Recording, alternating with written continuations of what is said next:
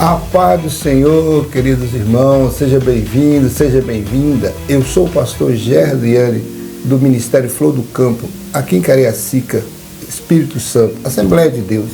E eu estou aqui mais uma vez para fazer um comentário bíblico da lição do primeiro trimestre de 2025. E hoje, novamente, estou com a presença da minha esposa, a professora Vanderleia. A paz do Senhor, irmão Vanderleia. A paz do Senhor, irmão Jair. Vamos, então, iniciar o comentário da lição que traz o título A Encarnação do Verbo. Essa lição vai ser ministrada no próximo dia 19 de janeiro de 2025 e ela traz o textuário que diz: E o Verbo se fez carne e habitou entre nós. Vimos a sua glória como a glória do unigênito do Pai, cheio de graça e de verdade. João capítulo 1, verso 14. E a verdade prática vai dizer: a vinda do Filho de Deus em forma humana é um fato presenciado por muitas testemunhas. Por isso a negação de sua historicidade não se sustenta. Antes de fazermos o comentário da lição, e continuar nessa lição maravilhosa, eu quero pedir à irmã Vanderleia que ore por nós. Amém. Vamos orar, irmão Jair, para que Deus venha continuar nos abençoando. Soberano Deus e eterno Pai, mais uma vez estamos aqui, Pai, para comentar, para estudarmos, Senhor, mais uma parte da Tua palavra, Senhor. Jesus, fica conosco, Senhor. Também trabalha na mente, no psique de cada um, Senhor, que vai tirar tempo para ouvir, Senhor, essas palavras. E nós, Senhor, da força do Teu Espírito Santo, nós queremos, Senhor, nós pedimos ao Senhor que ao término deste trabalho nós possamos, meu Deus, falarmos e entregarmos para os irmãos aquilo que é devido da Tua palavra. Nós te agradecemos, em nome de Jesus. Amém. A nossa leitura bíblica em classe, ela está em 1 João, capítulo 1, do verso 1 ao verso 3, capítulo 4, do verso 1 ao 3, e 2 João, versículo 7, porque só tem um capítulo, então só tem um verso. Amém. Vamos lá. O que era desde o princípio, o que vimos com os nossos olhos, o que temos contemplado, e as nossas mãos tocaram da palavra da vida. Porque a vida foi manifestada e nós a vimos, testificamos dela, e vos anunciamos a vida eterna que estava com o Pai e nos foi manifestado. O que vimos e ouvimos e vos anunciamos, para que também tenhais comunhão conosco, e a nossa comunhão é com o Pai e com seu Filho Jesus Cristo. Amados, não creais em todos os espíritos, mas provai se os espíritos são de Deus, porque já muitos falsos profetas se têm levantado no mundo. Nisto conhecereis o Espírito de Deus. Todo espírito que confessar que Jesus Cristo veio em carne é de Deus. E todo espírito que não confessa que Jesus Cristo veio em carne não é de Deus. Mas esse espírito é do anticristo, do qual já ouviste que há de vir, e eis que já está no mundo. Meu Deus. Porque já muitos enganadores entraram no mundo, os quais não confessam que Jesus Cristo veio em carne. Esse tal é o enganador e o anticristo. Amém? Vamos agora para os objetivos da lição. São 3 objetivos. O primeiro, elencar as heresias que negam a corporeidade de Cristo. Sim. Segundo, descrever as afirmações apostólicas da corporeidade de Cristo, de Jesus, melhor dizendo. Sim. O terceiro, relacionar como as heresias que negam a humanidade e a deidade de Cristo se revelam atualmente. Então vamos à nossa introdução. A introdução vai nos dizer assim. A introdução diz assim: vamos começar a apologética cristológica na presente trimestre como tema a encarnação de Jesus. Uma doutrina sobre a humanidade de Cristo. O mesmo apóstolo João, que se empenha em mostrar a deidade absoluta de Jesus, se preocupa também em enfatizar que Jesus viveu entre nós, participou da natureza humana e teve o corpo físico humano. A presente lição é uma apologia à sua humanidade plena. Irmão, então nós vamos aqui, à luz da Bíblia, irmão Jair, mostrar para as pessoas que Jesus, ele veio em carne, E porque se Jesus não veio em carne, ele não morreu, é em vão a nossa fé, não é isso? Verdade. Então, nós temos uma esse trimestre, irmão, já é muito difícil, desafiador para mim, né? Eu creio que para quase todos os irmãos entender né, o que foi proposto, né? O Ezequias Soares, não é? O autor dessa revista, ele é muito conceituado, mas pra gente que é, principalmente pra mim, não vou dizer pra gente, pra mim, que sou leiga, né, ainda nesse assunto, esse assunto é um pouco pesado, esse docentismo, ele é um pouco pesado pra mim, porque nós vamos falar sobre várias seitas, né, vários ritos, tanto no Antigo Testamento como no Novo.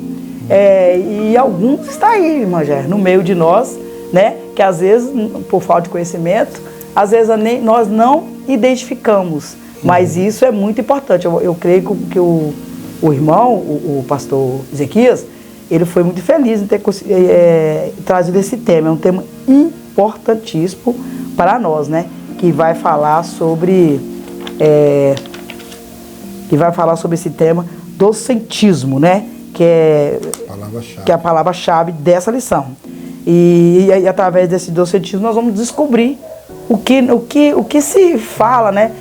As heresias, todas as heresias que estão em volta da vida de Jesus, né? Do que Jesus, de como ele ficou aqui, o que as pessoas acreditam ou não.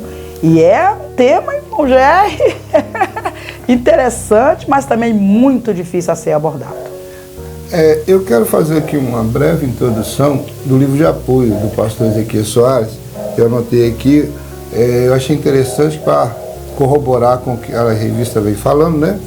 Ele diz assim, na sua introdução lá do livro de apoio, ele fala: o Senhor Jesus perguntou certa vez: quem os outros dizem que é o Filho do Homem? Mateus 16, 13. Ninguém acertou a resposta. Uns dizem que é João Batista, outros dizem que é Elias, outros dizem que é Jeremias e um dos profetas. Mateus 16, 14. Somente Pedro acertou, mas Jesus esclareceu que isso foi possível em virtude da revelação de Deus. Isso mostra que ninguém pode conhecer Jesus se não for pelo Espírito Santo. O apóstolo Paulo disse que ninguém pode dizer que Jesus é o Senhor senão pelo Espírito Santo. 1 Coríntios 12, 13. Foi então em torno da cristologia que muitos manifestaram suas opiniões, cada uma mais exótica e mais excêntrica do que as outras, durante um longo período da história do cristianismo. Né? Mesmo com todo o que a Bíblia nos fala, né? E todos os versículos que comprovam e corroboram que realmente Jesus veio em carne, mas muitos criaram histórias mais exóticas e mais excêntricas possível, com todas as provas infalíveis. Vamos ao nosso primeiro tópico, que fala sobre heresias que nega a corporeidade de Cristo. O que é docetismo? É a nossa palavra-chave. O termo vem do grego dokel, que significa ter aparência. O docetismo é a mais antiga heresia da história da igreja. E consiste em negar que Jesus tivesse tido corpo físico, humano. Sua humanidade era simplesmente uma aparência como um fantasma. Eu quero explicar para o irmão aí, para a irmã que está me ouvindo, que o docetismo, ele vem do gnosticismo, né? O gnosticismo foi uma seita, né? Uma heresia, que ela teve várias ramificações no primeiro século e entrou para o segundo século e até o terceiro, e ela foi espalhando, né? Ela não ficou só na era apostólica. E um dos ramos do gnosticismo, o docetismo. E ele vem falar que negar que Jesus tivesse corpo físico humano, que era simplesmente uma aparência como um fantasma. Nós vamos ver, né, vários textos bíblicos vão falar sobre isso, né? Que Jesus nasceu segundo a carne. Romanos 1, 3 fala acerca de seu filho que nasceu da descendência de Davi segundo a carne. Então, Davi foi um homem como qualquer um, e Jesus também, você vai ver na genealogia que tem na Bíblia, Jesus vindo da descendência direta de Davi. Então, vai ver que Davi era homem, então Jesus tinha que ser um ser humano. Então não tem como provar esse docetismo. Olha o que os docetas ensinavam sobre Jesus.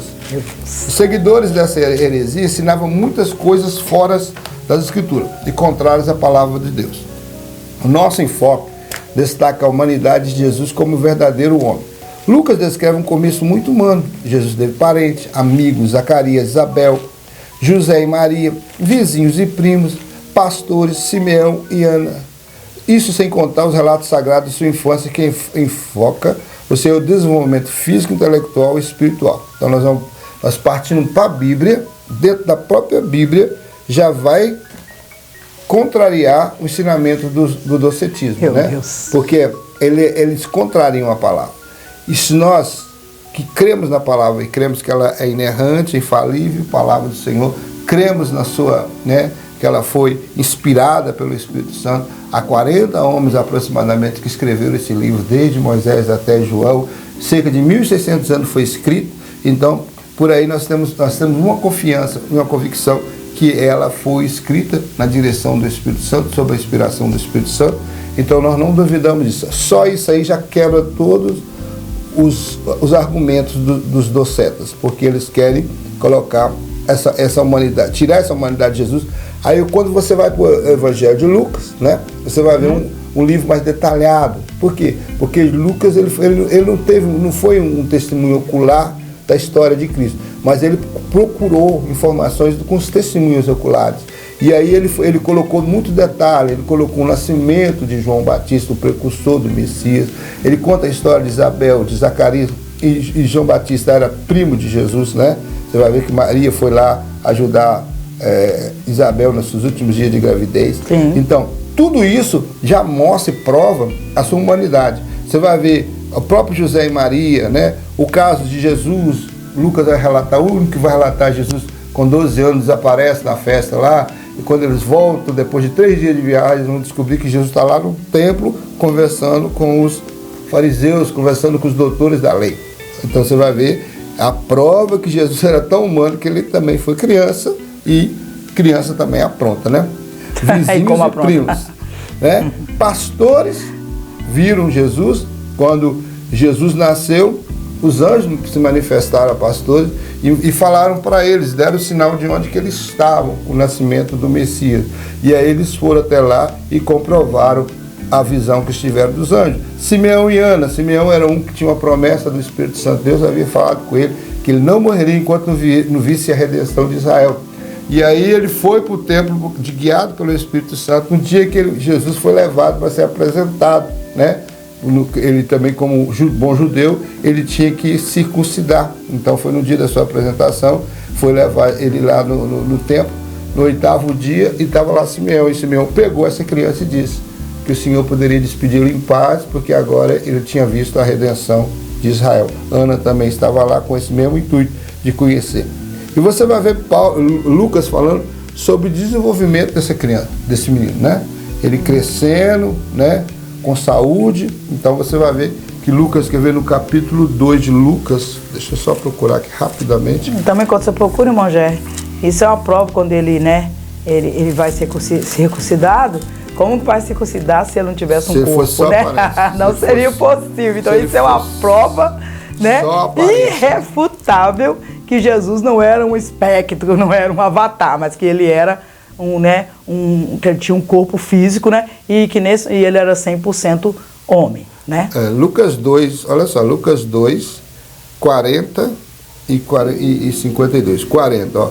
E o menino crescia e se fortalecia em espírito, cheio de sabedoria, e graça de Deus estava sobre ele. Ó, o menino crescia, como qualquer criança. Como qualquer criança. 50, estamos falando de Jesus, essa criança que eu estou falando aqui é Jesus. E 52. E crescia Jesus em sabedoria, em estatura e em graça para com Deus e para com os homens. Quando fala em sabedoria, sim, é algo intrínseco, que está dentro do ser da pessoa. Mas em estatura é tamanho, né? Ele vai mudando a idade, vai crescendo, né? A criança tem 3 anos, depois ele vai para 7, depois ele vai para 11, depois ele vai para 12, e vai chegando à estatura de adulto. É em graça para com Deus e os homens. Então nós vemos aí que já mais uma prova irrefutável, que já repudia totalmente o conceito docetismo, dos docetas. E é só estudarmos, né, quem não temos muito tempo, mas estudar todo o Evangelho, ali você vai ver Jesus, todas as partes, a Bíblia prova, né, que ele fez toda, ele tinha cumprido toda a lei, ali ele estudou, e ali ele se tornou carpinteiro, né? Pegou a profissão do pai, né? Ele foi até o templo, né? Na idade certa. Né? Então ele cumpriu tudo. Então se vocês virem também, só estudar ali Mateus, Marcos, Lucas, você vai ver a história completa. Não tem como refutar que Jesus, ele não teve aqui. E os que os principais docetas diziam sobre Jesus? Vamos ver dos três, vamos ver só, tem vários, mas vamos ver pelo menos 3 dos principais heresiarcas que negavam que Jesus Cristo tivesse vindo em carne. Vamos falar sobre Cerinto, que negava o nascimento virginal de Jesus Cristo e ensinava o docetismo. Ele foi contemporâneo do apóstolo João em Éfeso. Saturnino, que foi o principal representante do gnosticismo sírio, e ensinava que Jesus Cristo não nasceu, mas não teve forma e nem corpo, foi simplesmente visto de uma forma humana em mera aparência. Marcião é outro heresiarca que negava ser Cristo verdadeiramente humano, mas quanto ao seu corpo não se sabe se na opinião dele era apenas uma aparência ou uma substância etérea.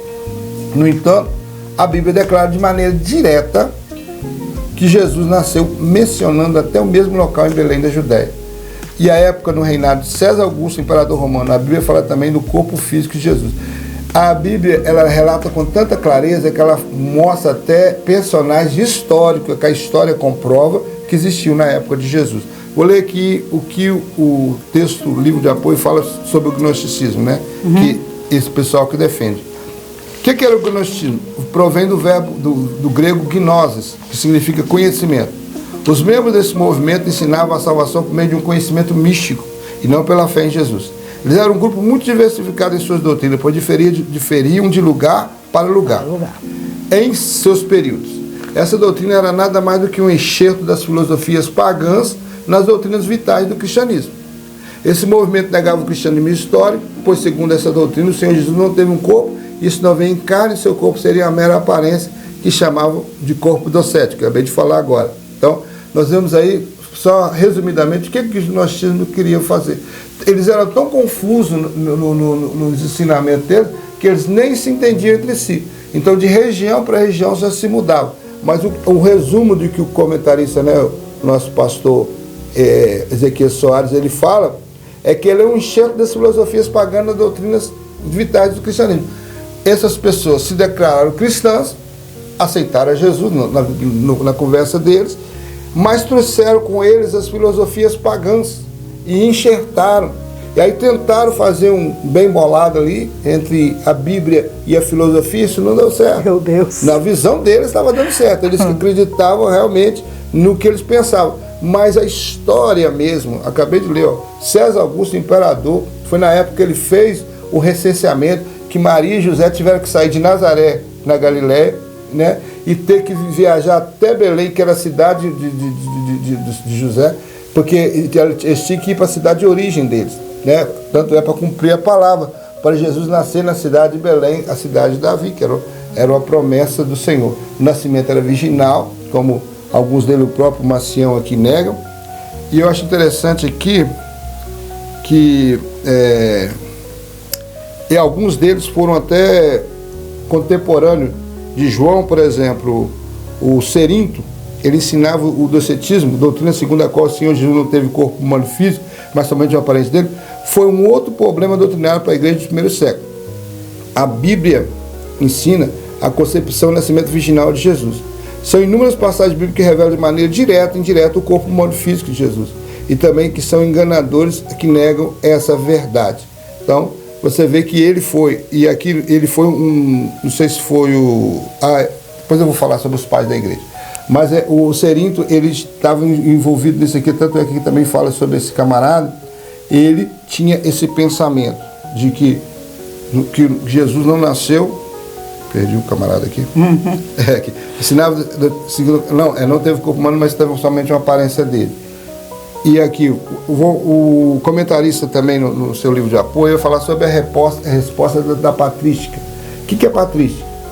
Foi quando acabou o período dos apóstolos, a era apostólica, o último apóstolo que veio a falecer foi João, que morreu de forma natural, o único que não foi martirizado. Sim. Então, aí veio os pais da igreja, que é aqueles que continuaram a pregar a doutrina apostólica.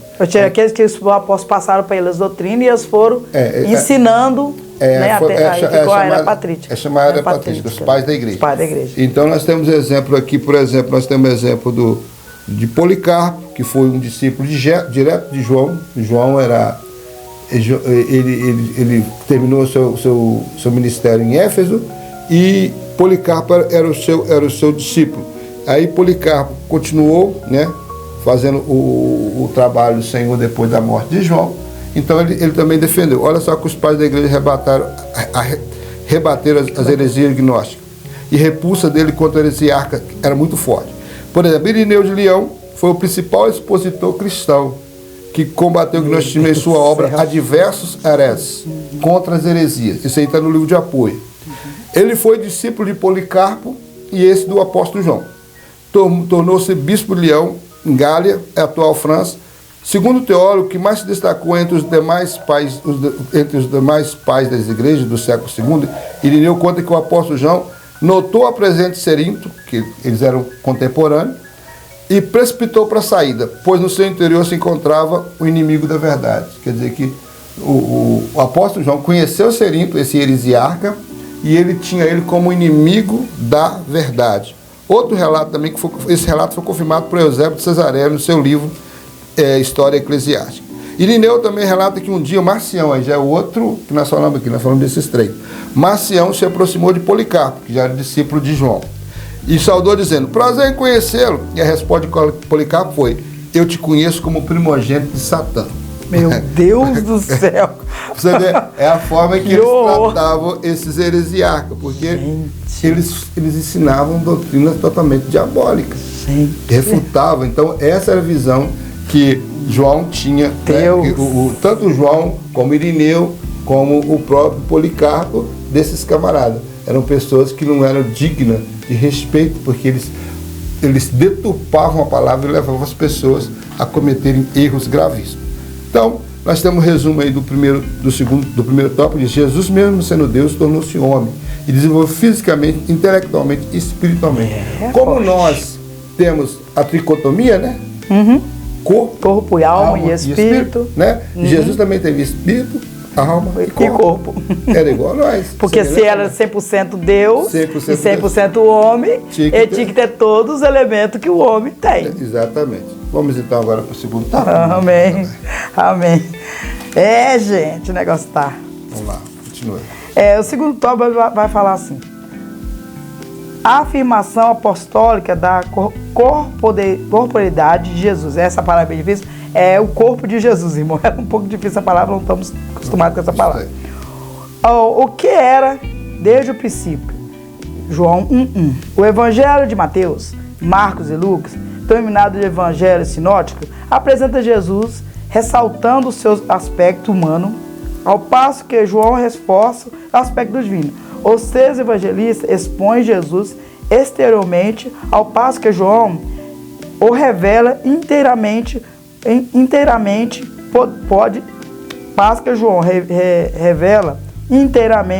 pode-se dizer que o Evangelho de João é uma interpretação de Jesus. A expressão "o que era desde o princípio" é uma reiteração daquilo que o apóstolo afirma na introdução do Evangelho que leva o seu nome. No princípio era o Verbo, João 1.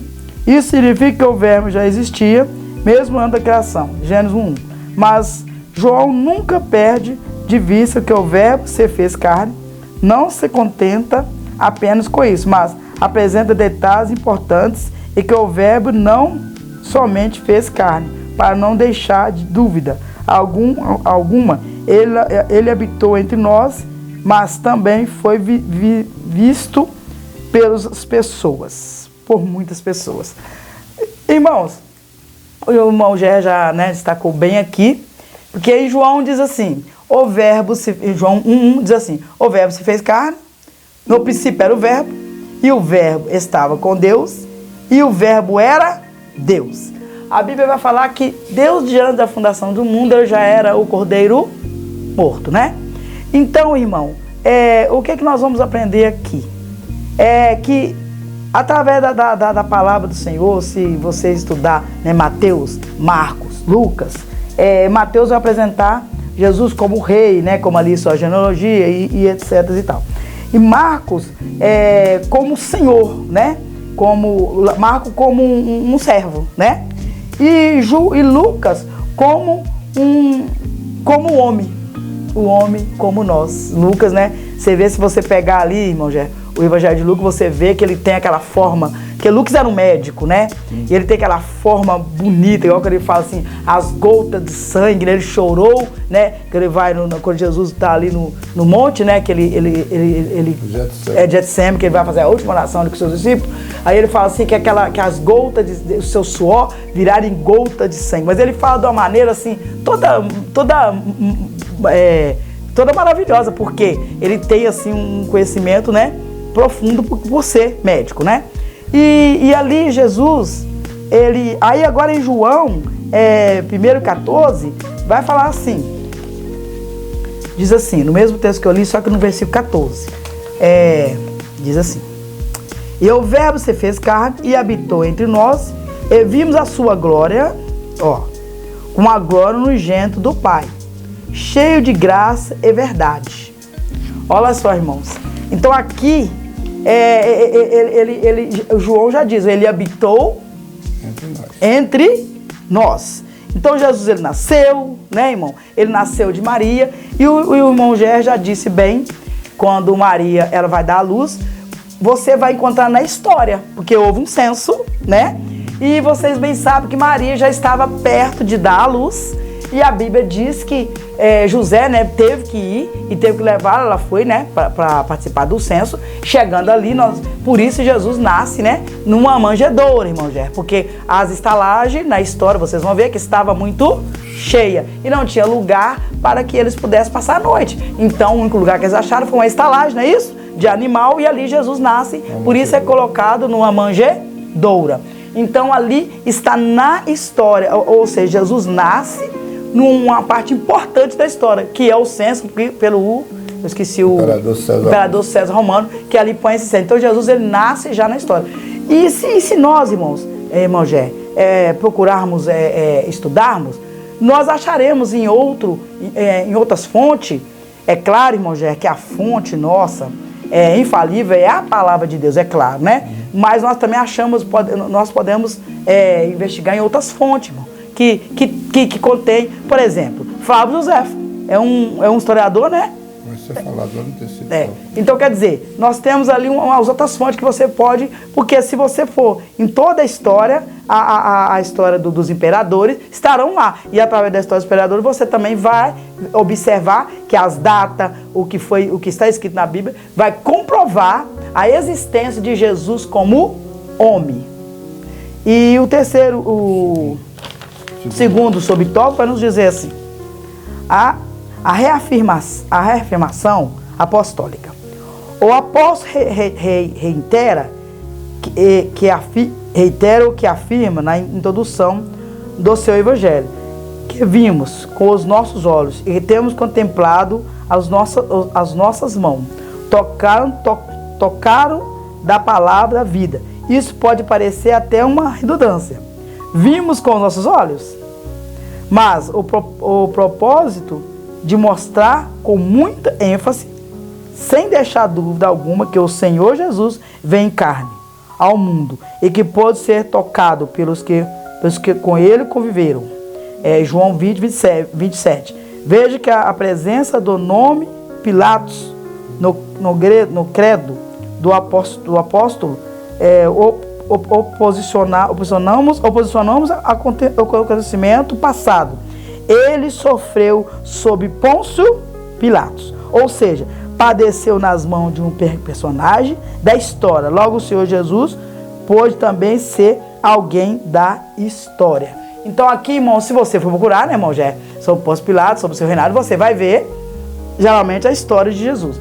Aqui, irmão, se você observar, nos evangelhos Mateus apresenta Jesus como rei, como eu já falei, como o Messias prometido. Mateus se identifica com o povo judeu, da família que veio Jesus, visando estabelecer uma ponte com o Antigo Testamento, com o Novo e o Antigo Testamento, apresentando Jesus como um homem todo, como homem, e começa pelo judeu. Então aqui ele vai falar, né? Você já falou bem, que Jesus, ele nasceu do nascimento virginal, né? Nasceu de Maria, mas ele nós temos aqui, ele viveu como homem, irmão Gé, ele comeu, ele andou nessa terra, ele teve as necessidades, como eu e você temos, né?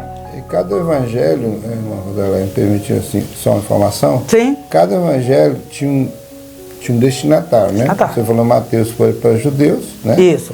Mateus apresenta Jesus como rei. Sim. E foi para os judeus. Você vai ver que Marcos já apresenta Jesus como servo, que já falou aí bem. Sim. E também já foi para os romanos. A carta de Marcos. Não é a carta. É o Evangelho. O Evangelho de Marcos. O Evangelho de Lucas já é um evangelho. Apresenta a humanidade de Jesus, né? 100% Sim. a humanidade de Jesus. E é um evangelho voltado para quem? Para os gregos. E aí nós vamos ver João, que já se preocupou apenas em mostrar a deidade, que é a divindade de Jesus, e é um evangelho chamado universal, porque ele não tem um endereço certo. É para todos, né? Pois é. E Lucas também apresenta como aquele que dá sua vida em resgate de todos. Irmão Jerry, deixa eu fazer uma pergunta. Se Jesus não existiu, irmãos, ele morreu por mim, por você, né? E a causa dele foi nobre, não é isso? Ele morreu por nós, irmão. Nem isso, nós vamos ver na frente que nem isso eles acreditavam. Ressuscitou, irmão. Nem a morte de Jesus, eles acreditaram muito, não. Pois, na cidade de Davi, nasce hoje o Salvador. Cristo Jesus, Lucas 2, versículo 11. E Jesus como filho do homem, Lucas capítulo 19, 10. Porque o filho do... capítulo 19, 10 diz assim: porque o filho do homem veio buscar e salvar o que se havia perdido. Como teólogo hábil, apresentando os sinais realizados pelo verbo encarnado, ressalta que foram escritos para que crê que Jesus Cristo é Filho de Deus.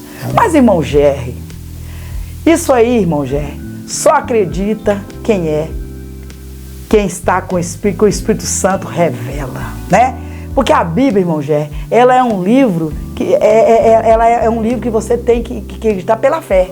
É lógico, é claro, né, que nós temos muitos ali comprovação histórica, né, mas só que também nós temos que entender que a Bíblia salva em Cristo Jesus. Nós vemos que foi o que nós falamos aqui no livro de apoio, né? A Jesus perguntou aos discípulos, só Pedro acertou porque foi revelado pelo Espírito. Isso mesmo. No capítulo de João, capítulo 20, João capítulo 20, 26, 29, diz assim: e 8 dias depois, estava outra vez os seus discípulos, dentro com eles, Tomé. Chegou Jesus, estando a porta fechada, apresentou-se no meio e disse: paz seja convosco. E nós vemos aqui, não vou ler o texto todo, que não vai dar tempo, irmãos, que Tomé, ele ficou incrédulo, né? Quando a pessoa não crente fala que parece com o Tomé, né? Que ele diz assim, mas no versículo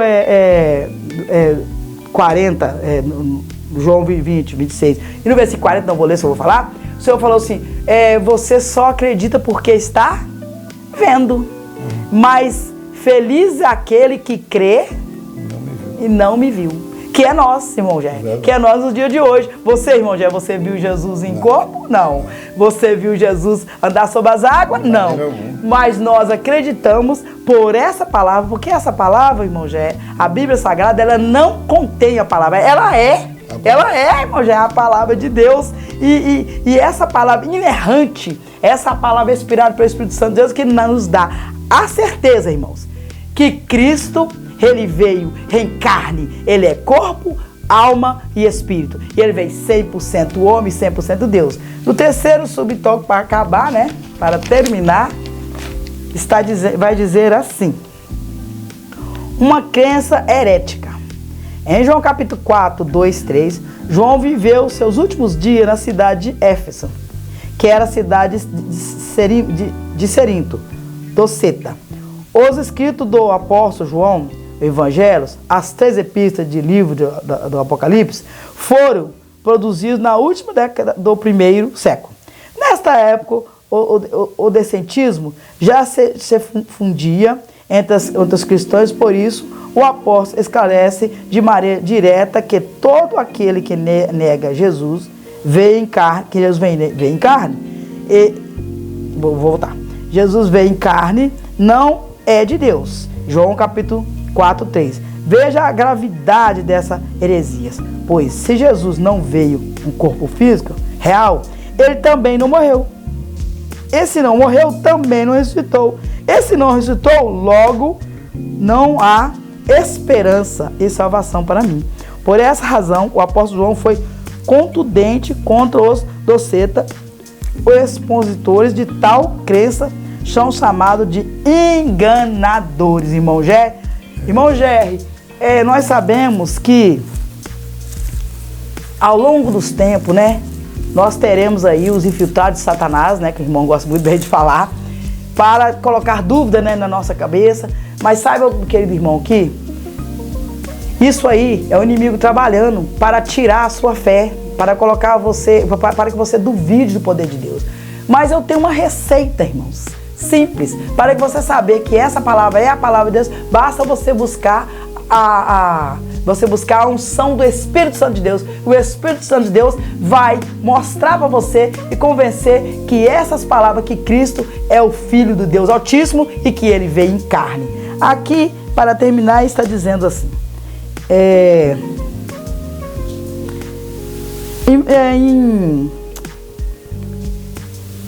temos aqui vários versículos que provam que Jesus foi recebido, que foi nascido por nascimento virginal.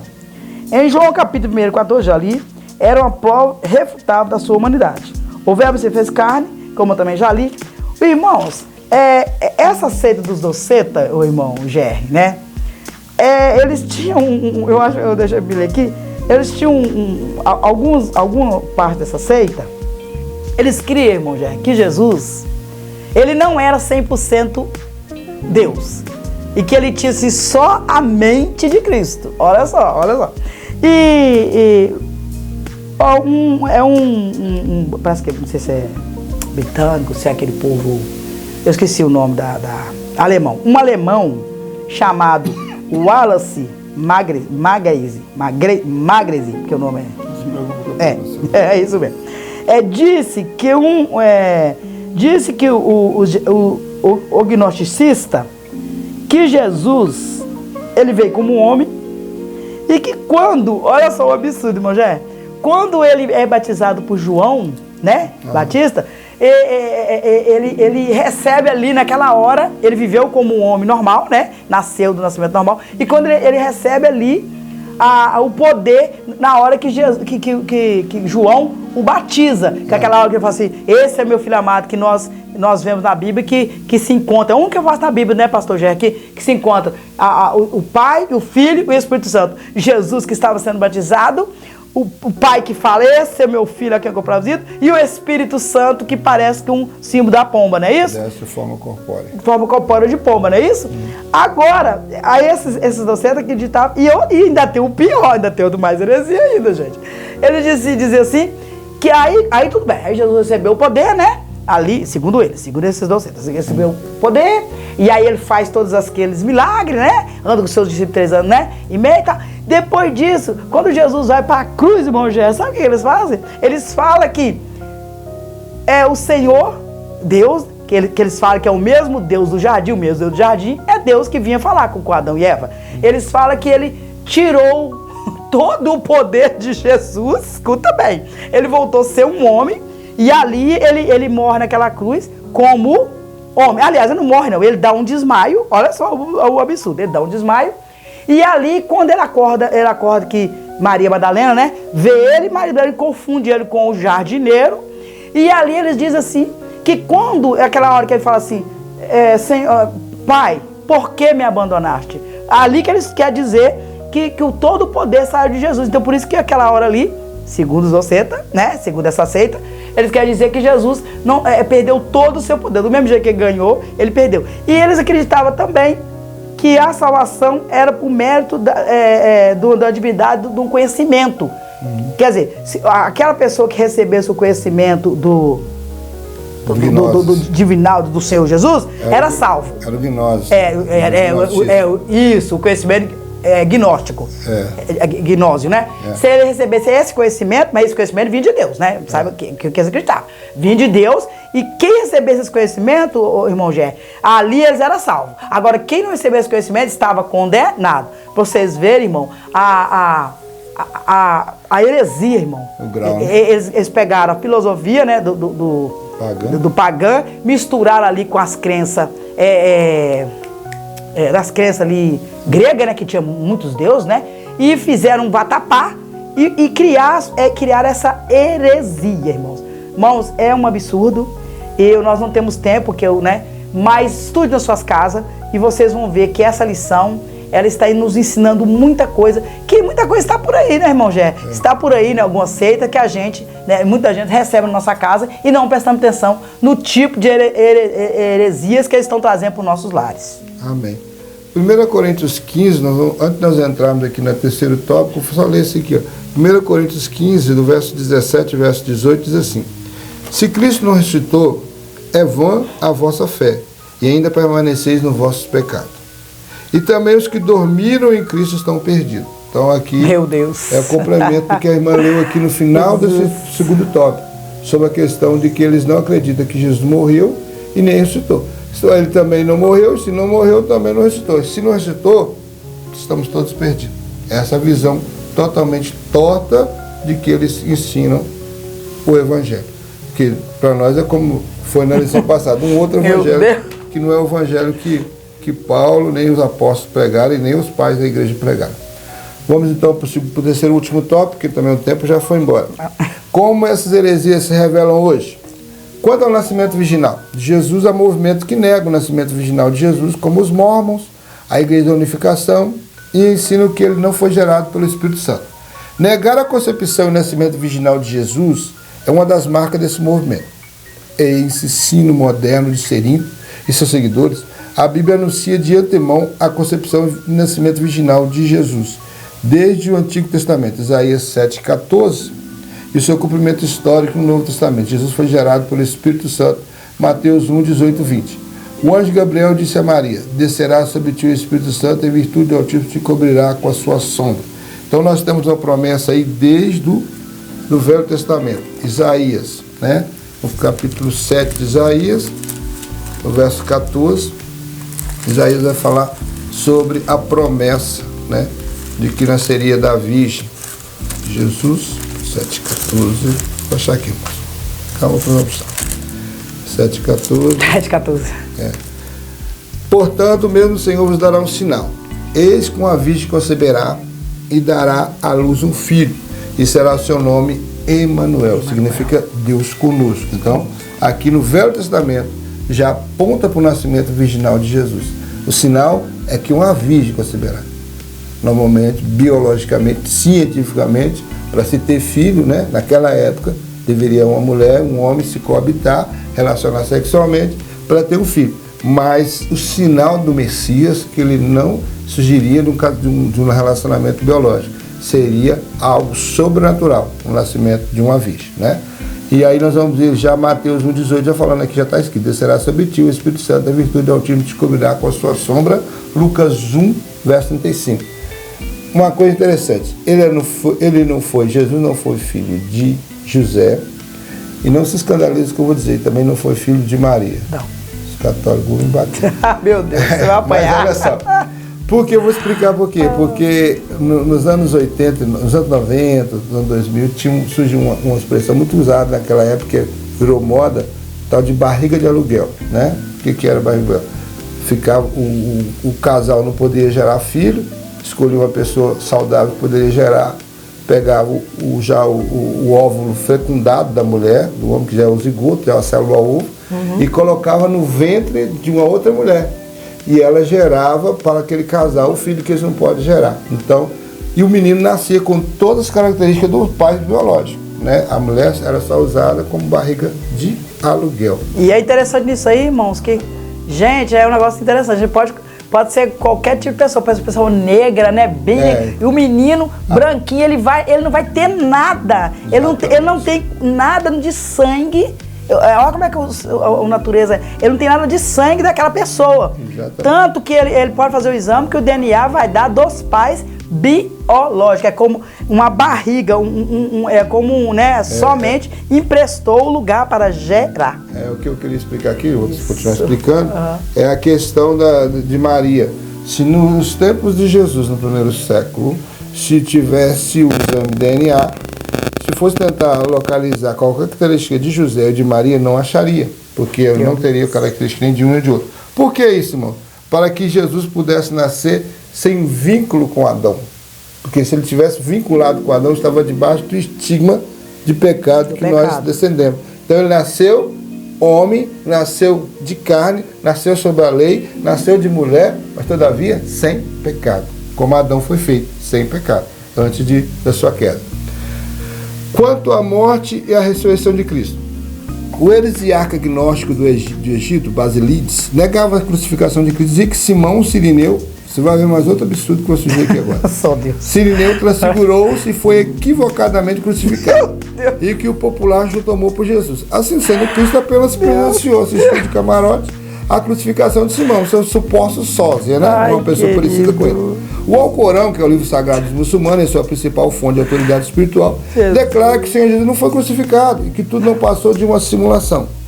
Nas notas explicativas do rodapé nas edições do Alcorão, eles afirmam que um sósia de Jesus foi levado à cruz. Isso se parece com a ideia de Basílides, aquilo do Egito.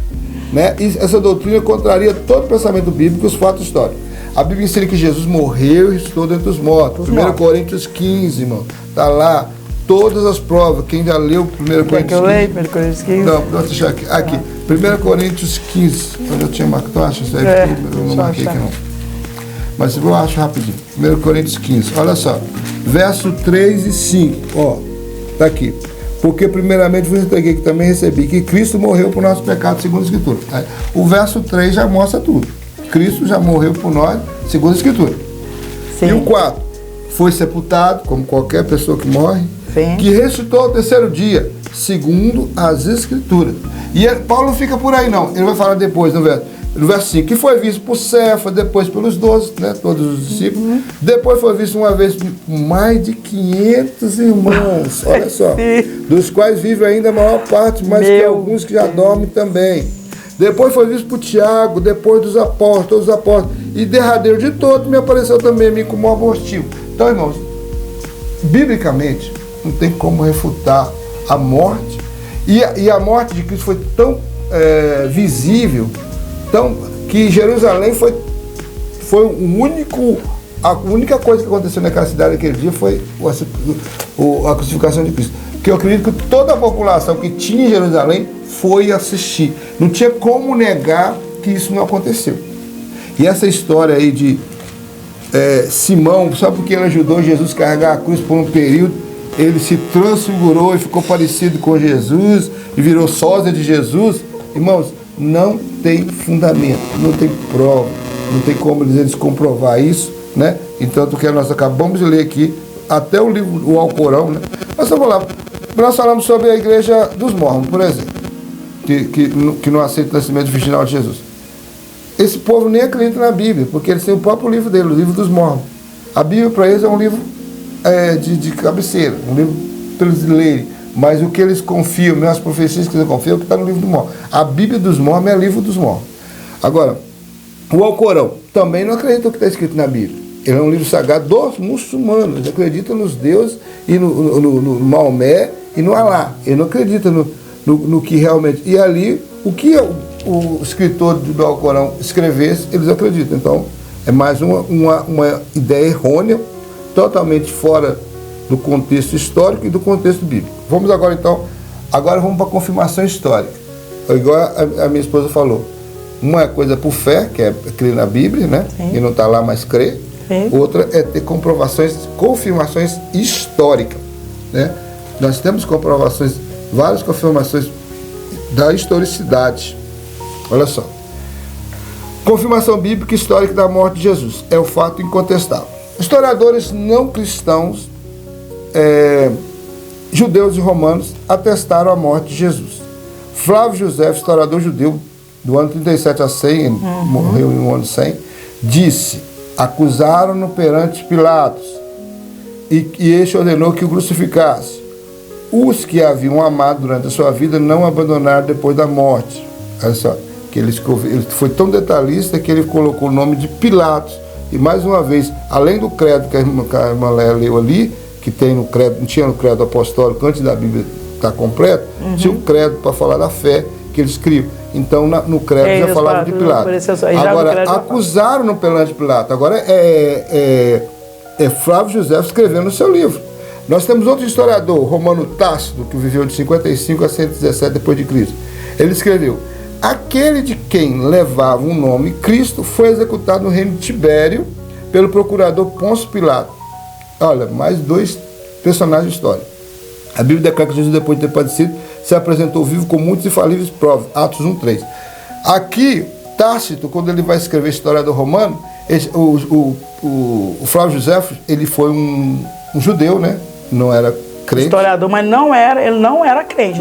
Então Flávio Josefo, ele é judeu. Só que o Tácito é romano. E ele falou: quem de quem levava o nome de Cristo foi executado no reino de Tibério. Ele localizou até quem foi o imperador da época, Tibério. E quem o executou? Pôncio Pilato. Então, mais uma prova, mais uma confirmação bíblica, a história da morte de Jesus é fato incontestável. E também, pastor Ger, como Flávio Josefo, né, ele não era crente, né? Não era assim convertido em Cristo ainda. Então ele não ficou puxando, né, os fatos, né, para assim, só para o lado, né, do cristianismo. Mas sim ele narrou os fatos verdadeiros, né, de fato que ele tinha como é que eu vou dizer? Estudado, né? E se vocês lerem, né, eu recomendo, esse livro é muito bom. É claro que vocês vão ver alguma coisa, porque nada é perfeito, porque o único historiador que nós podemos saber que fez um relato perfeito de Cristo foi Lucas, né? Porque o Senhor permitiu que que ele fosse um dos evangelhos de Cristo, né? Mas tirando os outros, esse livro, Flávio Josefo, é um livro muito bom, que nós pegamos aí muita coisa, né? De história, né? Da vida de Jesus Cristo. O apóstolo João e a encarnação do verbo é um texto que eu vi também lá no livro de apoio, eu quero ler para os irmãos. O Logos, o que é o Logos? O Logos no grego é o verbo. Você viu lá, no princípio era o verbo estava com Deus, o verbo era Deus. O Logos, na filosofia, era impessoal. Esse verbo existia, mas era impessoal. Mas o do João é uma pessoa, que é o próprio Cristo. Sim. O Logos da filosofia não é o mesmo João 1:1, porque o verbo eterno tornou-se a palavra encarnada, como foi gerado pelo Espírito Santo no ventre de Maria. Isso quer dizer que o verbo se tornou um homem perfeito, com corpo, alma e espírito, como descreve a declaração de fé da Assembleia de Deus. Em sua natureza humana, Jesus participou da nossa fraqueza física e emocional, mas não de nossa fraqueza moral e espiritual. Então nós vemos aí que aqui é para fechar, para dizer porque o apóstolo João, ele foi muito, Deus usou de uma forma tremenda, porque ele começa mostrando no princípio. E esse princípio que João estava mostrando é a eternidade. Ele está voltando lá no livro de Gênesis, quando Moisés, também inspirado pelo mesmo Espírito, fala: no princípio criou Deus os céus e a terra. E agora ele fala: no princípio era o verbo. Então quer dizer, ele está falando assim, esse verbo é eterno. Só que agora ele fez-se homem e habitou entre nós. O verbo se tornou carne e habitou entre nós. Então agora o Logos, que era impessoal para a filosofia, agora para nós é uma pessoa e se tornou ser humano. Só participou das nossas fraquezas. Fome, sede, cansaço, sono, mas não da nossa fraqueza moral e espiritual. Ele era um homem perfeito. Ele muitas vezes falou para os fariseus: acusa-me, mostra-me algum tipo de pecado. Vamos fechar porque nossa hora já está findando. Já passamos, né? A conclusão vai dizer: as expressões o verbo se fez carne e Jesus Cristo veio em carne significam uma resposta aos docetas. O quê? Os evangelhos revelam vários atributos característicos do Jesus ser humano. Ele foi revestido do corpo físico porque o pecado entrou no mundo por um homem, pela justiça de Deus tinha que ser vencido por um ser humano.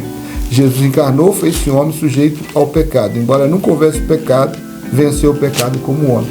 Por isso que Paulo vai escrever aos Romanos falando a respeito de Jesus como o segundo Adão.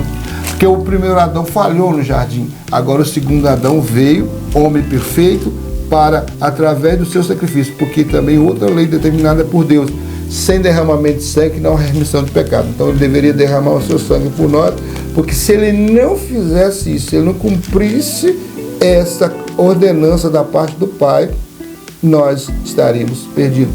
Ele veio justificar-nos com o seu sangue, para que através de sua morte vicária, era necessária essa morte vicária, para que nós fôssemos substituídos por ele na cruz, e ele, através da sua morte, nos redimisse, nos comprasse, né? Agora nós somos propriedade peculiar do Senhor, por causa da ação de Jesus na cruz. E ele ressuscitou para nos dar o penhor da vitória contra a morte, porque o salário do pecado é a morte, mas o dom gratuito de Deus é Jesus Cristo. Irmão Vanderleia, com as suas considerações finais. Amém. Nós esperamos que os irmãos tenham entendido, como eu já falei. E eu, para não ficar só nas minhas palavras, eu vou deixar Lucas, capítulo 24, versículo 36, que diz assim: e falando ele dessas coisas, o meu Jesus se apresentou no meio deles e disse: paz seja convosco. E respondendo, aterrorizado, pensava que via alguém em espírito. E ele lhe disse: por que estáis perturbados? Por que sob tais pensamentos os vossos corações? Vede a mim, vede as minhas mãos e os meus pés, que sou eu mesmo. Tocai-me, tocai-me, vocês, pois um espírito não tem carne nem ossos, como vedes que eu tenho. Amém. Então, essa passagem, ela fecha, todas as dúvidas, que Jesus, ele chega até os seus discípulos, e ele diz assim: olha aqui meus pés, olha aqui minha mão, olha aqui os buracos, que a ferida fez, quando eu subi naquela cruz. Toque em mim, pode tocar em mim, sou eu, E ele fala aos seus discípulos que é ele, e esse aqui, ele refuta tudo e qualquer negação que as pessoas possam não estar gritando. Irmãos, nós não queremos aqui convencer ninguém a nada, porque a palavra de Deus, irmão Gero, já sei, conversa por si só. Estude em suas casas o Evangelho de Mateus, Marcos, Lucas, as epístolas, João, Judas, epístola de Pedro, segunda Pedro, primeiro e segundo João. Todas essas epístolas, irmão Gero, vão afirmar e comprovar que Jesus Cristo, ele veio em corpo, porque ele veio em corpo, alma e espírito. E eu agradeço essa oportunidade, irmão.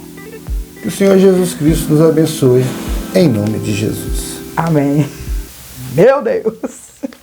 Quase morri, me esqueci de ligar o ventilador. Eu falei, hoje eu vou morrer. Mas não morri, né?